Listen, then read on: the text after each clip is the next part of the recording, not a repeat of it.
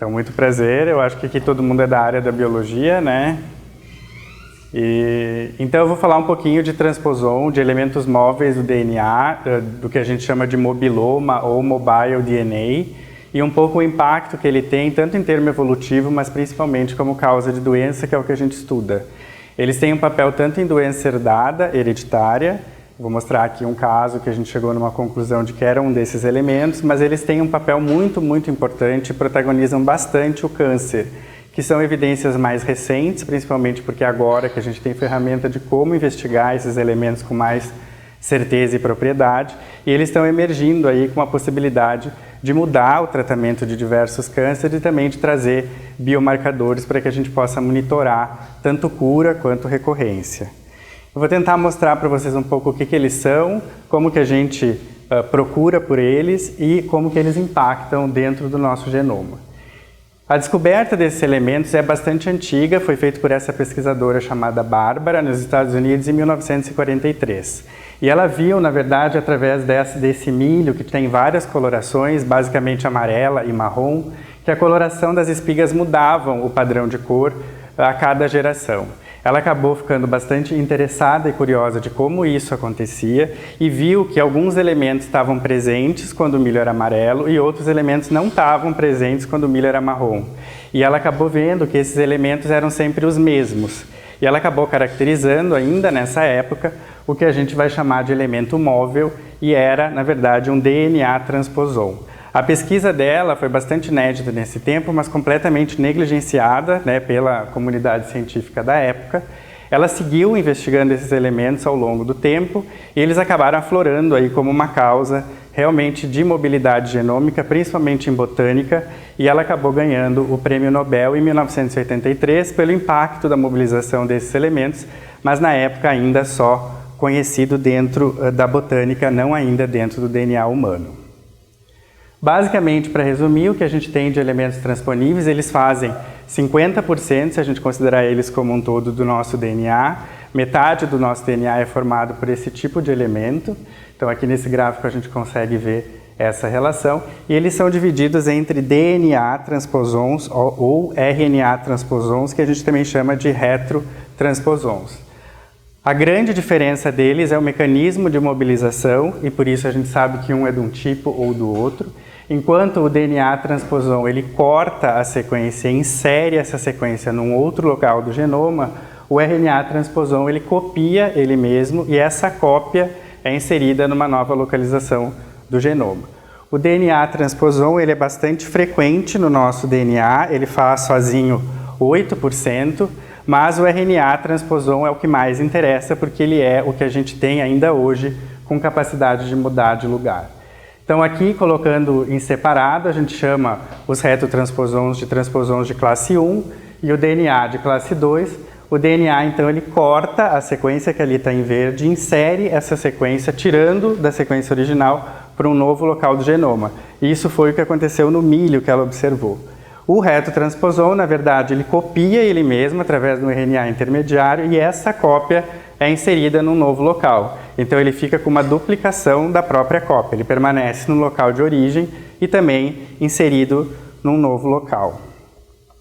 Aqui, só para ter uma ideia do DNA transposon, então ele corta, ele sintetiza uma proteína que é uma transposase e essa sequência então é cortada e inserida num outro local do genoma. Isso ainda não tem, embora possa ser ainda uma ignorância nossa, nenhum DNA capaz de transposição dentro do nosso DNA, ainda é bastante descrito em botânica, mas foi recentemente identificado em morcego um DNA transposon ativo. Então talvez a gente venha no futuro próximo conseguir identificar também em humanos que eles podem estar presentes. Os retrotransposons, que são a segunda classe de transposons que são bem mais frequentes, eles são divididos em dois tipos principais, que é esse sem a repetição longa terminal, que é o LTR, ou com a presença dessa repetição longa terminal. O único representante dessa classe que tem a repetição longa chama HERVs, que são incorporações de DNA viral no nosso genoma, que tem uma frequência bastante alta. Eles também perfazem em torno de 5 a 8% do nosso DNA. a mobilização deles acontece, mas o papel deles em doença, tanto em doença herdada quanto em câncer, ainda não é muito bem caracterizado. Tá? O impacto desse tipo de RNA transposon ainda é mais a nível de RNA, então os sequenciamentos que a gente costuma fazer, que é via DNA, não caracterizam bem esses elementos. O contrário é para os elementos que a gente chama de sem a cadeia longa terminal, que são 3 tipos principais. O L1, ou line, ou line, dependendo de como a gente quer chamar, a sequência ALU e o SVA. Em termos de frequência, né, dentro do genoma a frequência é essa, a sequência L1 é mais prevalente do que a sequência ALU e o SVA é ainda mais raro. A gente não sabe se o SVA é tão raro quanto ele está sendo descrito ou se a gente ainda não tem tecnologia suficiente para poder sequenciar o SVA, porque a estrutura do SVA ela é bastante irregular e difícil de sequenciar. Aqui é uma figura mostrando esses 3 tipos principais, então aqui no meio a gente tem a sequência L1, em cima a sequência LU e aqui embaixo o SVA. Eles têm uma estrutura interna diferente, mas algumas particularidades comuns, como principalmente o que a gente chama de TSD, que é o Target Site Duplication, que é uma sequência de mais ou menos 15 nucleotídeos, geralmente varia entre 15 e no máximo 20, em que esse transposon, uma vez que é inserido no novo local do genoma, ele sempre acompanha essa pequena duplicação nas bordas, e isso a gente faz valer quando a gente está procurando por esses elementos. Eu vou mostrar um pouco depois como é que isso se forma. Outra diferença que eles têm é o tamanho. A sequência LU é uma sequência em torno de 300 pares de base, enquanto que a sequência L1, line, tem 6, a sequência inteira, original, tem 6 KBs. E o SVA tem um tamanho variável, aí intermediário entre o L1 e a sequência ALU. Aqui é só uma ampliação daquela mesma imagem, né? O nosso foco é a sequência L1 ou line, e o nosso foco é porque esse tipo de sequência é bastante mais frequente no DNA, a tecnologia que a gente tem para sequenciar esses elementos já está bem caracterizada, e esses elementos, tanto em doença herdada quanto no câncer, mas principalmente no câncer, eles são muito mais prevalentes do que os outros dois. Então, tanto a pesquisa, quando a gente entra nessa linha, ela é quase que só focada nesse elemento do tipo L1, e ele tem essa caracterização de ter 2 regiões que sintetizam proteínas, que a gente chama de ORF1 e ORF2. Essa ORF2 é extremamente importante para o processo de retrotransposição, porque ela sintetiza 2 proteínas, que é uma a endonuclease e a outra, vou tentar usar isso aqui, a transcriptase reversa, que tem um papel central nessa retrotransposição. Esse é o único elemento que sintetiza essas 2 proteínas, mas ele empresta essas proteínas, uma vez que ele sintetizou, para os outros elementos poderem também replicar. Então, sempre que a gente tem uma replicação ou de um SVA ou de uma sequência LU, esses elementos com certeza usaram a maquinaria da sequência L1 para poder se mover e mudar o local do genoma. Aqui é só uma figura um pouco maior, mostrando então a sequência L1, né? Aqui a proporção da região que sintetiza tanto a proteína ORF1, que é uma proteína de RNA, que faz o papel a nível de RNA, e o papel dela, em termos da retrotransposição, ainda não é tão bem caracterizado, mas a endonuclease e a transcriptase reversa, que são da ORF2, já é bem caracterizada e essencial nesse processo. Aqui é um resumo, né, ilustrando de como esse processo acontece. Esse aqui é um processo, vou falar via a line ou L1, mas é para todos os transposons. Então aqui a gente tem uma sequência de DNA, uma sequência target. Existe um sítio de endonuclease. Esse sítio, praticamente em 100% dos casos, tem essa sequência TT-AAA ou o inverso disso. Isso é uma maneira também que a gente faz para buscar sítios no qual esses elementos poderiam estar se ligando. E então a transcriptase reversa, que foi sintetizada pelo L1, ela cliva esse pedaço e começa então a copiar ela mesma cerca de 15 nucleotídeos depois desse ponto de quebra. Ela começa pelo final dela, que é a cauda poliar, e faz isso no sentido reverso, indo até a região 5TR. A inserção então toda acontece da região toda ou truncada, a maioria das inserções são truncadas, isso é um desafio que a gente tem quando a gente faz sequenciamento ativo de L1, e essa região entre a clivagem da nuclease e o início da cópia do retroelemento é depois preenchido e vai formar o que a gente chama de Target Site Duplication.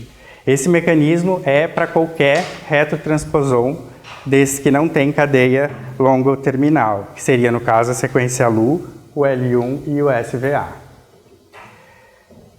Bom, baseado nisso, a gente tem alguns hallmarks que a gente chama, que seria essenciais pontos em que a gente consegue identificar que aquela sequência pode ou não se tratar de um transposon. A primeira é quando a gente identifica na sequência do DNA um sítio de endonuclease, isso permite pensar que ali pode, de fato, ter tido uma inserção desse tipo.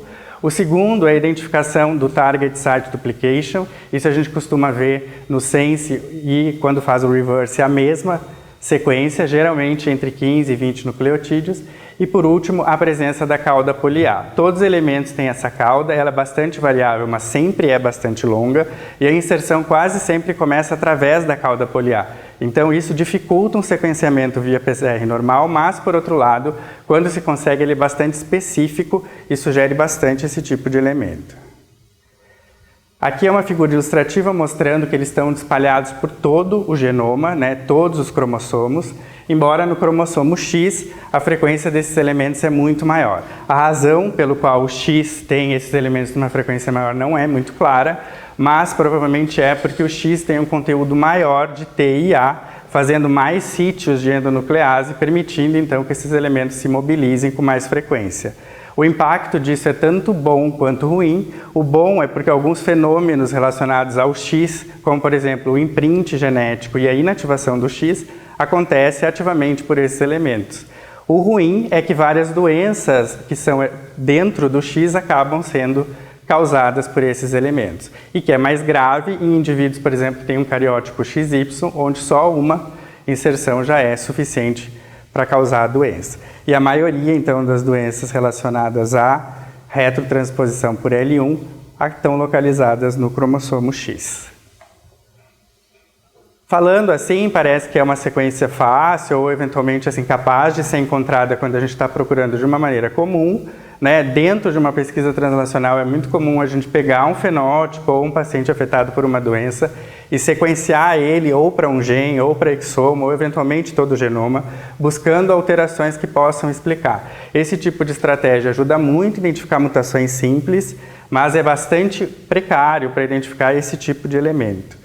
A tecnologia, então, vem avançando no sentido de desenvolver técnicas genéticas que a gente possa chegar ativamente nesse elemento. O primeiro grande estudo fazendo pragmaticamente um sequenciamento específico para L1 é de 2012, que fez isso em câncer de esôfago. A Single Cell chegou para esses elementos dentro dessa tecnologia de massa em 2016 e a sequência LU, bem mais recente, só em 2017, mas ainda com bastante dificuldade. O problema da sequência LU é que ela é mais fácil de pegar porque ela é mais curta, mas por outro lado ela é extremamente repetitiva.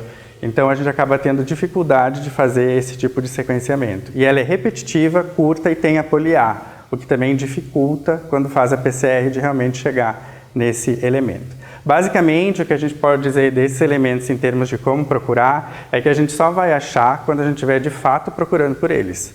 Né? Esse tipo de pesquisa que ainda faz uma estratégia genética, tipo, eu vou fazer exoma em tal doença e ver o que eu encontro, não chega geralmente nesse tipo de elemento. Tá? Bom, qual que é a função que esses elementos têm? Se eles são tão frequentes no genoma, alguma função eles devem ter. E realmente eles têm. Eles garantem que o DNA que a gente tem não é uma estrutura estática e sim dinâmica, porque eles mudam de lugar e acabam tendo impacto no local onde eles se inserirem ou que eles forem parar, né? Isso permite adaptabilidade, variabilidade e muito da evolução do genoma da gente se deu através da mobilização desses elementos. Tanto por inserir dentro de genes e permitir uma expressão ou anular a expressão desse gene, quanto a estrutura própria de inserção, e aí mais característico da ALU, criar estruturas de splicing alternativo, mudando então o padrão de splicing e criando muito do splicing alternativo que a gente tem. Por outro lado, essa mobilização deles, quando acontece dentro do que não é esperado ou evolutivo, pode causar problema e levar à doença. Só para ter uma ideia, aqui é um estudo que eu acho muito interessante, que sempre tem aquela dúvida enquanto de qual é o percentual que a gente tem de similaridade genética quanto a outros primatas. E quando a gente olha a região exômica, que é um tipo de estudo bastante comum, pelo menos em pesquisa translacional, a nossa semelhança é muito alta, é no mínimo 90%.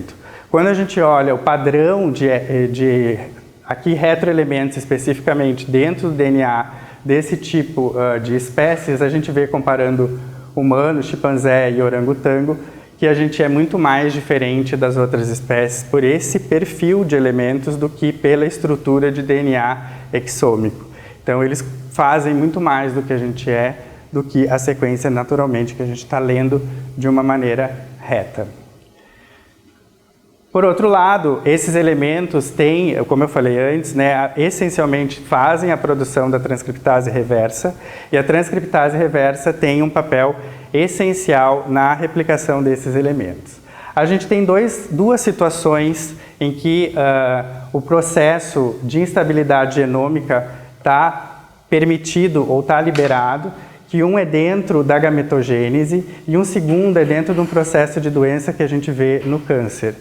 Esse processo aqui permite um reajuste genômico acontecendo dentro dos gametas e a mobilização aqui indevida vai levar a qualquer tipo de doença de retotransposição herdada.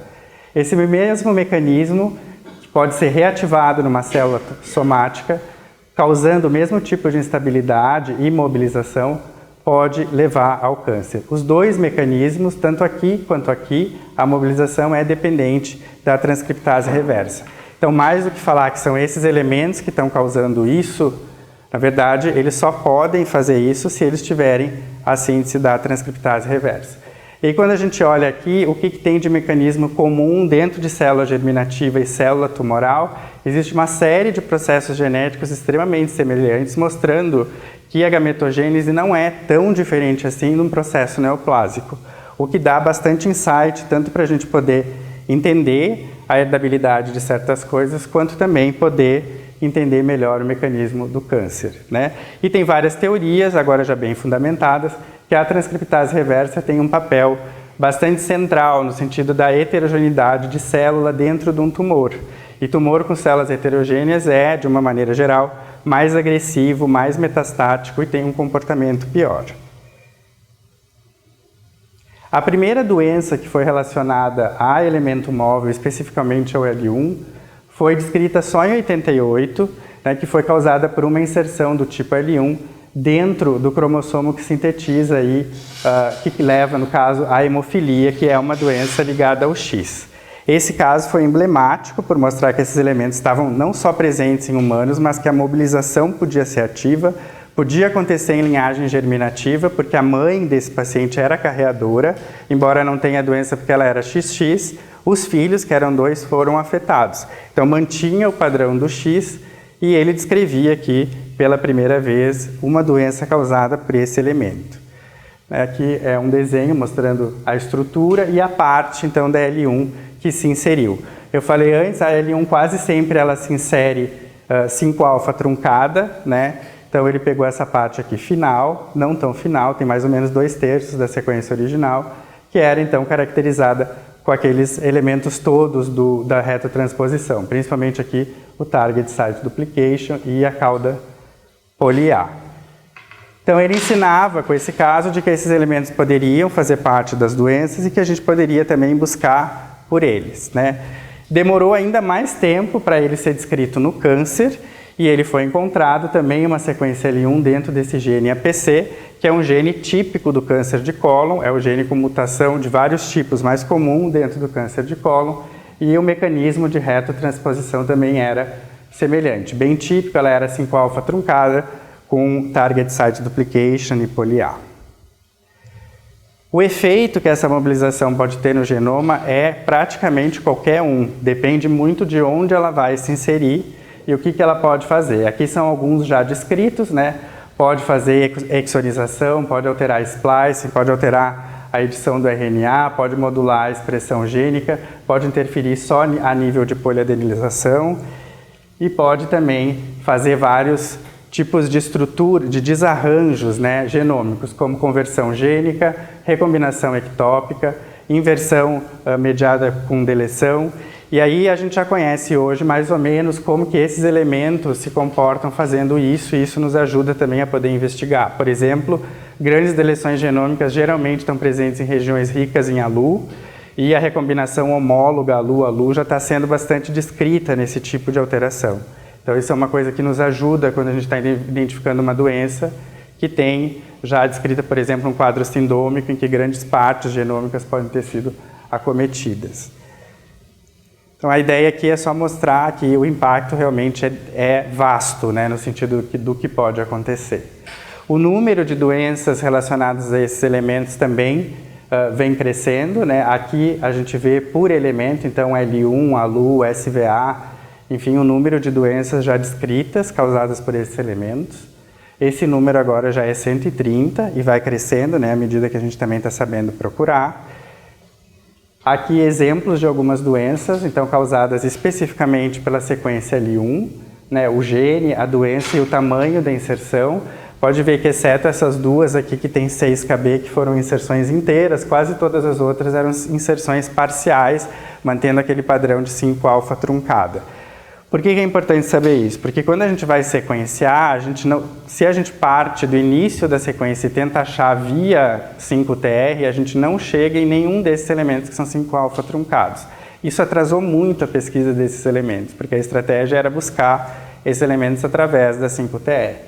Hoje em dia o que a gente faz é ir pelo sentido inverso, pela 13TR, e tentar cruzar a cauda poliar, o que é outro desafio em termos de sequenciamento, mas é muito mais interessante do que ir pela 5TR. Falei um pouco então de como eles acontecem em doença herdada, mas como eu falei antes, é no câncer onde isso está realmente impactando, tá? Eles já foram descritos em todos esses cânceres aqui, mama, pulmão, esôfago, fígado, cólon, pâncreas, próstata e ovário. Principalmente em cólon e ovário, a descrição deles é bem já caracterizada. Eles têm já a possibilidade de ser não só sequenciado, mas também de servir de marcador. Se sabe que todos os tumores que têm aumento de L1 têm um componente mais agressivo em termos de evolução, e a própria proteína pode ser dosada no sangue e quantificada em termos de controle. A gente consegue saber se aquele paciente, por exemplo, que tinha um câncer de cólon expressava L1, ele pode estar tendo uma recidiva, ou se ele não foi de fato curado. Então isso é o que ajuda em termos de segmento desses pacientes como um biomarcador. Em termos de tratamento, só aproveitando para falar um pouco agora, a gente o que está buscando é usar a transcriptase reversa como um mecanismo-alvo de tratamento, né? Se ela tem um papel central para poder mobilizar, inibindo ela significa menos transposição. A vantagem é que inibidor de transcriptase reversa já é uma classe de remédio muito difundida para tratamento do HIV. E o próprio tratamento do HIV mudou o comportamento do câncer em indivíduos com HIV, que a gente está interrogando agora o quanto isso foi pela melhora imunológica ou o quanto isso foi por estar de fato inibindo a transcriptase reversa. Tem alguns estudos já acontecendo, um único clínico usando um tipo específico de inibidor de transcriptase reversa em câncer de próstata, é um estudo curto que mostrou redução do PSA. E tem um grupo bem forte, que é um grupo da Austrália, que estudou inibidores seletivos da transcriptase reversa, pela transcriptase reversa que é sintetizada pelos transposons. Esse é um artigo da Cell que saiu agora em agosto e que deve mudar em termos de perspectiva de estudo clínico quando está focando nesses elementos dentro do tratamento do câncer. Aqui é um estudo bastante interessante em ovário, é um estudo lá da Hopkins também. Eles buscaram, né, provar que o L1 era um mecanismo tumorigênico no câncer de ovário, conseguiram, comparando célula tumoral com célula não tumoral, a frequência de L1 era bem maior. E aqui, em vermelho, é os pontos onde eles identificaram inserções em genes que poderiam ter relação com o tumor. E eles caracterizaram aqui uma inserção L1 na região UTR desse gene que chama BRCA1, que é um gene já bastante descrito, tanto para câncer de ovário quanto para câncer de mama, e que a presença de lesão nesse gene modifica o tratamento do tumor, né? E que, muito provavelmente, muitas vezes, alguns indivíduos foram classificados como não tendo alteração, simplesmente porque não foi sequenciado pragmaticamente para Ele pode, claro. É causa e consequência, porque isso eu não entendo bem em relação aos velhos de câncer. Se ele realmente causa, porque ele se coletiva por alguma mutação e daí ele começa a expressar, ou se o câncer não tem essa série de mutações, né? Porque na verdade Bom. celular e acaba levando a mutações secundárias, e uma das mutações secundárias vai levar à hipoventilação desse transposão, isso vai levar a um aumento das mutações. Essa é uma ótima pergunta e muita gente está se fazendo, né? E eles colocam isso na literatura como assim, se eles são drivers ou passengers, né? Que a resposta é não sabemos o quão drivers eles são. O que a gente pode dizer é que assim, se eles estão inseridos em genes que são supressores ou oncogenes, o papel... Exato, A questão, assim, o que a gente pode é, independente deles serem, eles estando ativos no tumor, eles são um alvo terapêutico, independente deles terem sido de fato a causa, né? Identificar no câncer, ou até para uma doença herdada, mas principalmente no câncer, exatamente a causa herdada, tem muito mais um impacto preventivo do que um impacto terapêutico para quem já desenvolveu. Então, a gente não pode dizer, baseado nisso, que eles teriam um impacto preventivo. Por exemplo, buscar a mutação do BRCA1 para haver risco de desenvolver câncer de mama, né? Isso é preventivo.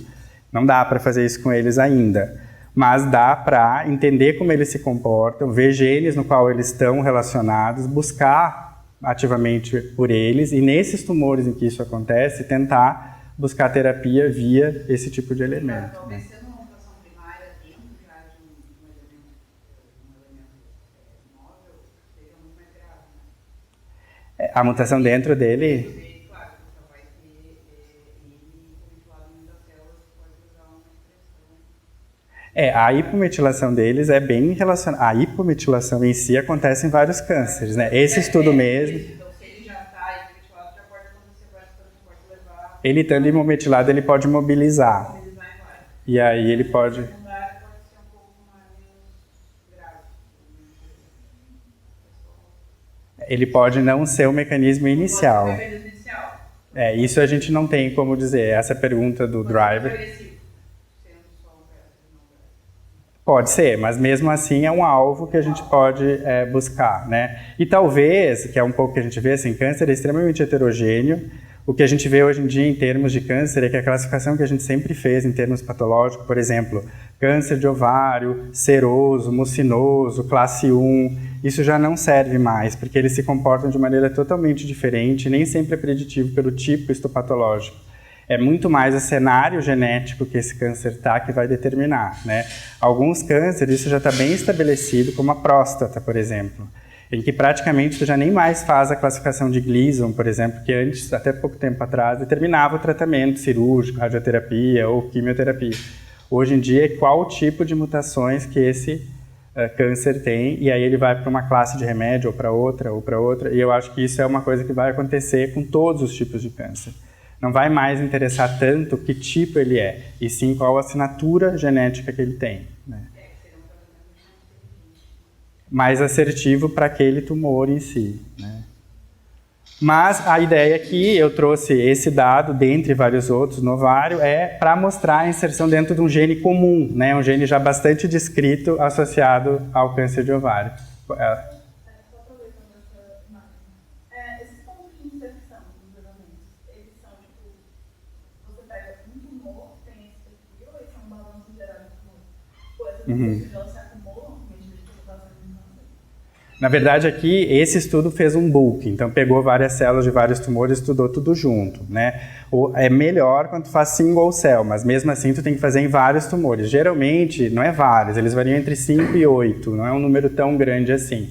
Mas esse resultado final é a soma da leitura de todos eles, entende? Essa figura ilustraria tudo o que achou dentro dessas células todas que eles viram.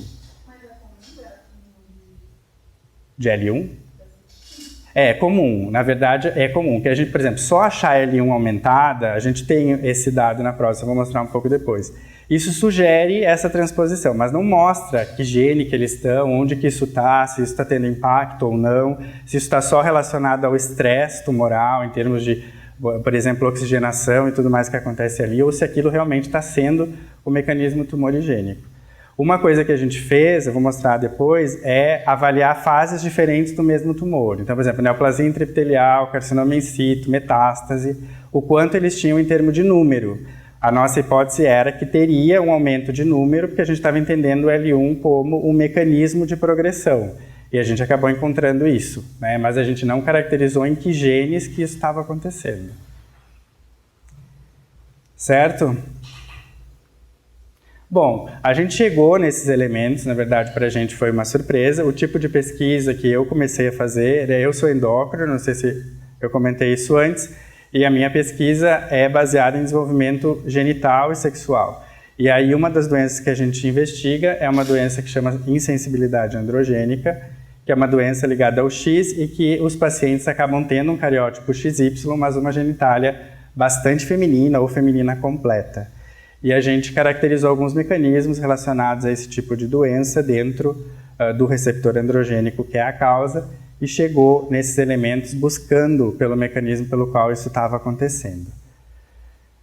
Só para mostrar que essa família, né, é uma família com vários indivíduos afetados, são 9, em 3 gerações, todos eles XY, mantendo o padrão aqui de segregação com XY e um fenótipo de genitália externa bastante atípica, né, que a gente chamava de ambígua até pouco tempo atrás. Nesses casos, é bastante sugestivo de ser insensibilidade androgênica, quando a gente vê uma genitália assim, o cariótipo é XY e os exames laboratoriais sugerem isso. Nessa família, eles tinham tudo isso, né, todas essas pessoas com o mesmo padrão, todo mundo com esse tipo de genitália, o nível de testosterona era extremamente alto, então a hipótese clínica era muito forte de que eles tinham insensibilidade androgênica. Mas o sequenciamento do receptor androgênico foi completamente normal. Então, como eles tinham tudo isso, a gente resolveu sequenciar a região TR para ver se eles não tinham alguma alteração na região TR que pudesse justificar o fenótipo. E aí a gente encontrou a presença de uma inserção dentro da região promotora do receptor androgênico, né? Tem essa diferença de tamanho que dá em torno de 1.100 bases e que começava por essa sequência muito longa aqui de T, T, T, que a gente não conseguia sequenciar. Ele mais ou menos ia até o 20º T e parava. A gente teve muito tempo, perdeu muito tempo, teve muito trabalho em conseguir caracterizar o que era essa sequência, até que a gente conseguiu identificar, então, margeando muito próximo do início da inserção, o sítio de endonuclease, aqui está o TTTA, né, e fazendo o sense e o reverse, a gente viu que a inserção toda ela era flanqueada por uma duplicação, que aqui no caso tinha 18 pares de base, que era sugestivo então do Target Site Duplication. Aqui a gente achou que era de fato um retotransposon, foi assim que a gente começou. E aquele TTT que ele estava lendo era, na verdade, o reverso da cauda poli-A. Nesse momento a gente sabia que era um retotransposon, porque a gente tinha esses hallmarks, mas a gente não sabia qual era, a gente só conseguia excluir a LU em função do tamanho, porque a inserção tinha mais ou menos 1.100. Mas ele podia ser um SVA ou podia ser uma sequência L1. Como a L1 é muito mais frequente que a SVA, a gente investiu em tentar sequenciar o L1. Então a gente usou primers para sequência específica L1, né, dentro daquelas que são mais conservadas. Aqui a imagem não está boa. A gente precisou fazer long range PCR para poder ler a sequência toda. E aí a gente conseguiu caracterizar. A sequência tem 800 nucleotídeos, 804 para ser mais específico, e mais a cauda poli-A, que tem em torno de 200. E aí quando a gente usa, né, o que a gente chama de repeat masker, que são programas em que a gente consegue ver o quanto essa sequência é de fato igual a outra, a gente viu que essa sequência era extremamente similar a uma L1, que é naturalmente presente dentro do próprio cromossomo X. Então o que aconteceu aqui foi que essa sequência foi copiada dela mesma, né, mantendo o padrão de transposição, e foi inserida dentro da região UTR do receptor androgênico, e levou a essa família toda a ter a insensibilidade androgênica. O fato de ser no X ajudou bastante, né? E isso fez com que a gente fosse buscar esses elementos dentro da endócrina e outras doenças herdadas. A gente já achou algumas outras, a gente achou deleção causada por recombinação ALU-ALU em hipopituitarismo, e a gente também achou um rearranjo causado por L1 com sequência ALU num gene que chama DLK1, que é um gene relacionado ao metabolismo e que a clínica é a puberdade precoce. Então, só para falar um pouco do que é a doença herdada, né? essa sequência que a gente achou dentro das sequências que são ativas, porque eu não sei se eu comentei antes, mas as sequências L1, a gente tem mais ou menos 80 a 100 sequências, cada um de nós, ativas dentro do nosso DNA, que podem mudar de lugar. Essas são as sequências que têm risco de fazer retotransposição dentro da linhagem gametogênica. E dentre essas, tem 6, que são as 6 primeiras, que têm uma atividade de retotransposição maior. Essa que a gente identificou é a que mais tem atividade, é mais ativa em termos de retotransposição, o que também ajudou bastante a caracterizar esse quadro. Aqui só para mostrar o que a nossa também era 5-alfa truncada, né? A sequência tem 6 Kbs, a nossa tinha 1100. Essa é a parte que a gente identificou inserida no receptor androgênico. O fato de achar e ampliar, né, o receptor, isso para doença e sensibilidade é bastante interessante, mas isso abre uma porta para o receptor androgênico, que é um receptor relacionado a uma série de doenças, tanto doença metabólica, como ovário policístico, por exemplo, quanto câncer, principalmente a mama e a próstata. É um pouco por esse caminho que a gente está indo também. Aqui, só para finalizar o caso, né, a expressão aqui por RT-PCR, comparando controle com paciente, bastante comprometida a expressão dos casos em relação aos controles.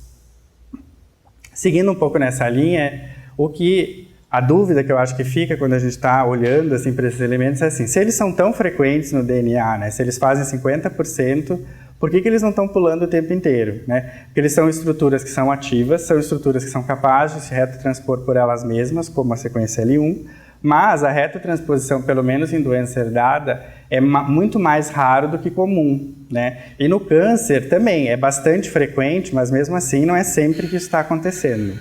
A resposta para isso é porque esses elementos são reprimidos, a mobilização deles é reprimida por mecanismos bastante fortes nesse sentido, e entender a desrepressão pode ajudar a gente a entender como eles estão se mobilizando, né? Principalmente aqui no câncer.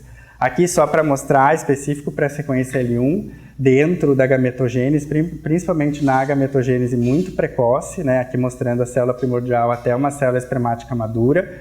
A gente tem ainda na estrutura de célula que a gente chama de gonócito, um aumento aqui da metilação do DNA, mudando esse padrão. Esse período muito inicial aqui, entre aqui, né, o período embrionário, a gente tem esses elementos móveis podendo mudar de lugar. Então esse é um momento em que a gente pode, ou um tipo de célula que se presta para tentar usar como base para tentar entender esse mecanismo de transposição. Aqui é um pouco mais a mesma coisa, né, mostrando quantos os elementos aqui L1 estão metilados dentro da vida embrionária, né, e a gente tem uma alteração do padrão de metilação acontecendo exatamente junto com o processo de imprinting, tanto paterno, que acontece antes, quanto materno, que é sequencial ao paterno em termos de tempo, né, o que também reforça o papel desses elementos dentro do mecanismo de imprinting. Bom, uma das coisas que tem sido estudada é um mecanismo que vem de estudos com Drosophila, tentando entender como que esses elementos são reprimidos e como que eles então não se mobilizam, podendo se mobilizar, vem do conhecimento do que a gente chama de maquinaria PIWI-pRNA, que é um combo entre proteína argonauta, que são essas proteínas PIWI, e um tipo específico de RNA intermediário que a gente chama de pRNA. O que eles fazem é que o pRNA identifica o RNA que é do transposon e apresenta para a proteína argonauta, que é a PIWI, e a proteína elimina esse tipo de elemento. Então esse casamento combinado entre os dois é um mecanismo ativo de eliminar a retotransposição, porque não deixa aquele RNA ser copiado pela transcriptase reversa. Isso já é um mecanismo bastante conhecido e que acontece tanto em câncer quanto na célula germinativa precoce.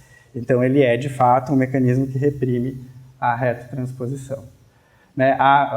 Eles também têm uma relação com a DNA metiltransferase do tipo 3, então, além deles terem esse papel ativo de apresentar para a proteína que elimina, eles também aumentam a frequência de metilação, dificultando esses elementos poderem se expressar.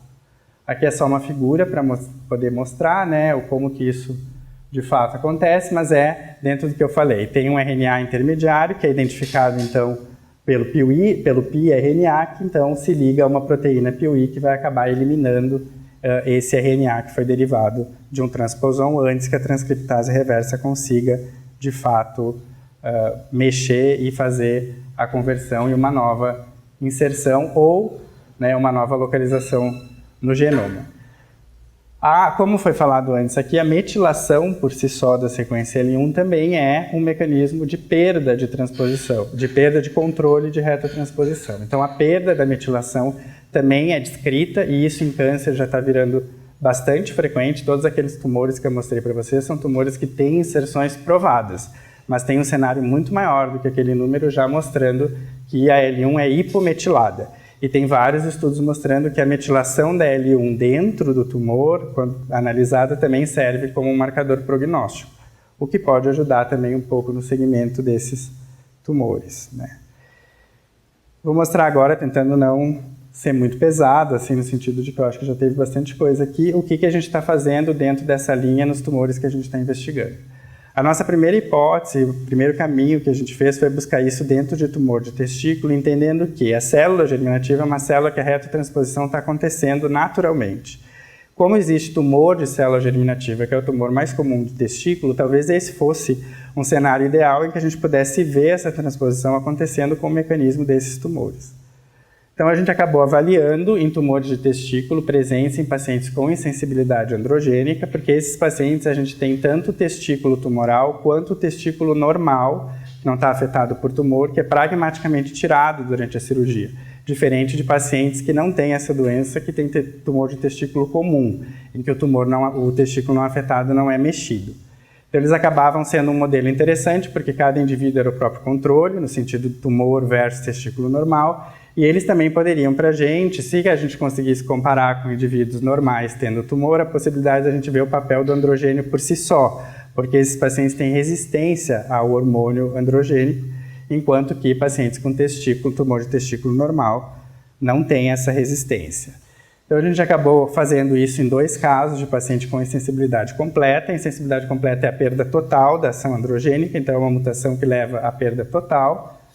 E nesses pacientes a gente fez então a metilação de genes dessas proteínas PIWI, avaliou a expressão desses genes dentro do tecido que era normal e tumoral e fez também a metilação da sequência L1. Aqui o que a gente esperava é que se a metilação desses genes da proteína PIWI tivesse alterada, a expressão estaria alterada e aconteceria o inverso com a L1, uma vez que essas proteínas estão relacionadas à metilação da L1. Então essa era a hipótese aqui que a gente fez. Aqui é num gráfico só para mostrar o percentual de DNA metilado nessas proteínas PIWI, que são essas 4, né, que é 1, 2 e a proteína Tudor, que é uma proteína PIWI associada, mas que não tem o nome PIWI. E aqui a metilação dessas proteínas, então mostrando o percentual, comparando o caso com controle, caso azul, controle laranja, teve uma diferença bastante interessante, isso aqui é num caso, e esse aqui, mesmo padrão dentro do caso, do segundo caso. Então bastante sugestivo dessa nossa hipótese de que realmente essa via pode estar corrompida. Isso já mostrava a alteração da via dentro do tumor de testículo, embora não seja extrapolável necessariamente para qualquer tumor de testículo, mas a gente ainda não tinha aqui nenhuma evidência da relação com sequência L1. A gente fez a expressão desses genes, né, mostrando aí uma relação da expressão do normal em relação ao seminoma, né, então aqui é caso 1, caso 2, em todos eles, então tem realmente uma diferença quando a gente compara o normal com o seminoma em termos da expressão, então a alteração ela era confirmada pela alteração da expressão, e o inverso acontecia com a sequência L1. Então dentro do tumor de testículo, pelo menos nesse cenário de sensibilidade androgênica, tem uma relação da alteração da proteína PIWI como um mecanismo de derrepressão da sequência L1. Para a gente é interessante porque esse perfil de paciente não é uma doença tão rara, a gente tem mais de 100 casos acompanhando aqui, e eles têm um pragmatismo em retirar a gônada, que é uma discussão extremamente severa, no sentido do quanto eles perdem por tirar a gônada por um risco de tumor de desenvolver no futuro. Então a nossa ideia é tentar desenvolver aqui um marcador em que a gente não precise mais fazer a retirada da gônada nesses pacientes sem que eles tenham, de fato, uma evidência forte de desenvolvimento de tumor, né? Permitindo que eles tenham, em certo nível, fertilidade, que eles possam fazer, não precisem de reposição hormonal, etc., e que isso seja uma escolha deles e não uma indicação médica em que a base não é tão forte, né? Então, esse é o caminho que a gente está indo um pouco aqui, e a nossa ideia, isso a gente ainda não fez, é comparar com tumor de testículo em homem normal, que não tem essa doença, em que a gente acredita que o padrão vai ser igual, mas qualquer diferença eventualmente que tenha, a nossa ideia é buscar mais força dentro de uma explicação para o papel do androgênio dentro dessa mobilização. Eu vou mostrar alguns outros resultados de outros tumores que a gente também está investigando, principalmente a próstata, né? Esses tumores a gente está fazendo, na verdade, isso que eu mostrei aqui em relação ao tumor de linhagem germinativa, a gente está fazendo nesses outros tumores, que é tireoide, próstata e também hipófise, tanto o perfil em relação à sequência das proteínas PIWI e da metilação da L1, mas também pela busca ativa de sequência L1, usando uma técnica que é um SEC de L1, e para fazer esse SEC usando essa Vector-Ret PCR, que é uma PCR que é feita, como eu comentei antes, do 3' para o reverso, e a gente faz isso quando a gente sabe o que a sequência tem de um lado, mas não sabe necessariamente o que vai ter do outro. Então, uma técnica que serve bastante aqui. Aqui eu acho que eu já comentei, né, que é a expansão do estudo de tumor. Aqui só para mostrar um pouco da próstata, né, e a próstata para a gente é um tumor muito interessante, não só pela prevalência que ele tem, mas porque é um tumor em que a evolução dele é caracterizada por um maior dano genômico, né? Então a evolução de um tecido prostático normal para a hiperplasia, para o carcinoma e para o carcinoma invasivo, ele é acompanhado de uma instabilidade genômica que é quase sempre crescente e maior. Então, onde tem instabilidade genômica, a possibilidade desses elementos estarem causando isso é uma possibilidade, e isso foi o que a gente foi buscar. A gente fez esse sequenciamento, então, de L1, dentro da técnica que eu comentei aqui, dentro de 3 perfis. Então, neoplasia intraepitelial de alto grau, né, o carcinoma de próstata in situ e 7 casos, então, de metástase, em que a gente fez aquele sequenciamento e comparou o número de sequência L1 que a gente estava vendo em diferença de número em relação ao que era identificado no controle, né, nos 3 estágios. Só para mostrar, aqui em número, né, então o número de sequência, aqui é um número absoluto, comparado com o controle, né? A gente não tem tecido prostático normal, então aqui fica comparando a neoplasia com o in situ, com o meta, mostrando aí um aumento numérico bastante interessante entre as 3 e sugerindo que talvez o L1 aqui seja, de fato, um fator que está relacionado à progressão. Isso não responde... Todos eles são novas inserções. Isso. A gente aqui não responde um pouco o que ela perguntou antes. Será que foi a L1 o mecanismo inicial desse câncer de próstata? Mas sugere que a progressão está sendo acompanhada dessa instabilidade, né? Aqui só para comentar, a gente não tem resultado na hipófise. A hipófise é o nosso grande desafio, né? Porque a hipófise é um adenoma, então não é necessariamente um tumor maligno, embora tenha uma evolução maligna. Mas provar que esse mecanismo também está presente em adenoma, eu acho que é extremamente interessante, porque eu não acho que isso é só oncogênico no sentido de câncer e metástase, eu acho que isso também é tumorigênico, né? E aí eles também servem para a gente provar uma hipótese que é interessante, que é o papel do GH dentro da mobilização, né? Em tumor de hipófise tem um subtipo que secreta GH, e esses indivíduos que têm uma doença chamada acromegalia, eles têm uma frequência muito alta de câncer de cólon. Então, isso reforça para a gente que talvez o GH tenha um papel nessa mobilização e que isso que está, de fato, aumentando esse tipo de câncer. E, por último, a tireoide, né, que a tireoide a gente não tem resultado, mas já está fazendo. A gente está comparando tireoide normal com carcinoma diferenciado, que é o tipo de câncer comum de tireoide, e também o carcinoma anaplásico, que é uma evolução do diferenciado, mas extremamente grave, né? Aqui também é a ideia fazer a mesma coisa em relação ao que a gente fez com a próstata, mas com a vantagem de também poder avaliar o impacto dessa mobilização com alterações do P53, né? Tem alguns estudos sugerindo que a perda do P53 aumenta a atividade de retroelementos, levando então à instabilidade genômica, e o carcinoma anaplásico de tireoide em relação ao diferenciado, o que acontece é a perda do P53. Então, o que a gente está querendo mostrar aqui é que talvez a perda do P53 é deletéria, porque ela faz esse aumento de retrotransposição. Aqui só para mostrar que tem algumas evidências, né, que reforçam essa nossa hipótese, aqui mostrando então que a proteína ORF1 da sequência L1 estava expressa né, comparando aqui tumor de Wilms normal com mutante, então tinha mais L1 nos mutantes, sugerindo aí que tem algum papel, e esse outro num outro tipo aqui, no caso de câncer de cólon, mostrando aqui é uma análise de transcrito, mostrando que tinha mais transcrito da L1 naqueles que tinham a perda, mutação do P53. Isso a gente quer mostrar dentro da tireoide. E é só um resumo, então, da pesquisa que a gente está fazendo, né? Basicamente é avaliar a presença desses elementos dentro de tumores, no caso, tumores endócrinos, que são os tumores que a gente estuda.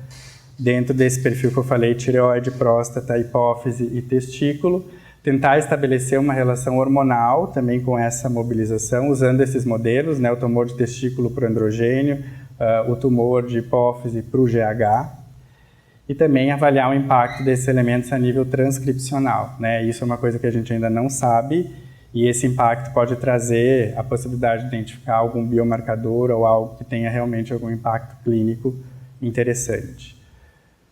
Eu acho que é isso, né?